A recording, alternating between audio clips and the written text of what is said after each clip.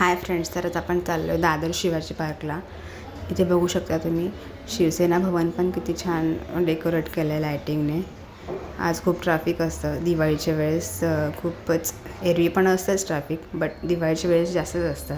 कारण शिवाजी पार्क हा असा एरिया आहे दादरमधला टॉपमोस्ट की जिथे दिवाळीमध्ये खूप लायटिंग असते वेगवेगळ्या प्रकारची, वेगवेगळ्या कलर्समध्ये शेप्समध्ये असतात।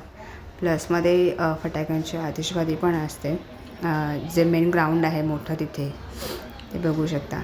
आणि अख्ख्या मुंबईतले, नवी मुंबईतले सर्वजण इथे फोटोशूटसाठी येतात खास वेळ काढून।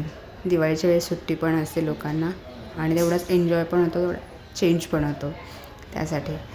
तर आज आम्ही टू व्हीलरवर चाललो आहे जेणेकरून मला पूर्ण शूटिंग घेता येईल लायटिंगचं। तर हे सुरुवातीपासूनचं आहे, आपण जिथे एंट्री करतो तिकडचं। ट्रॅफिक तर अजिबात हलत नव्हतं, taxis, two wheeler, four wheeler असं सगळं।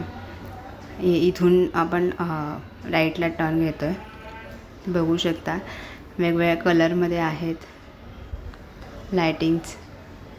वाव,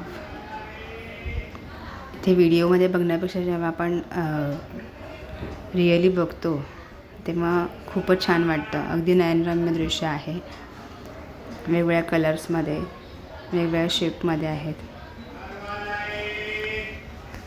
इथे तुम्ही बघू शकता लायटिंगसोबत आकाशकंदील पण आहेत, आकाशदिवेसुद्धा आहेत, बलून्स आहेत वेगवेगळ्या कलर्समध्ये। ते झाडांना पण लायटिंग केले जाते। दादरमध्ये शिवाजी पार्क हा खूपच फेमस अँड टॉपमोस्ट एरिया आहे। इथे सर्व couples, colleges students, school students, job करणारेसुद्धा येतात। एक थोडासा निवांत वेळ भेटतो शिवाजी पार्कला आल्यानंतर, कारण कसं ग्राउंडसुद्धा आहे, वॉक करण्यासाठी पण लोक इथे येतात सकाळ, दुपार, संध्याकाळ। प्लस ते बाजूलाच समुद्र पण आहे, एक निवांत क्षण होतो। विकेंडला तर आम्ही हमखास इथे येतो, कारण खूपच छान वाटतं शिवाजी पार्क। कधी एखाद्या वेळेस चुकलं यायचं राहिलं तर आम्हाला असं वाटतं की कुठेतरी चुकलो आहे आपण, त्यामुळे आम्ही हमखास भेट देतोच। खूप छान वाटतं इथे आल्यानंतर। छोटा आपला व्हिडिओ कसा वाटला तुम्हाला नक्की सांगा। थँक्यू।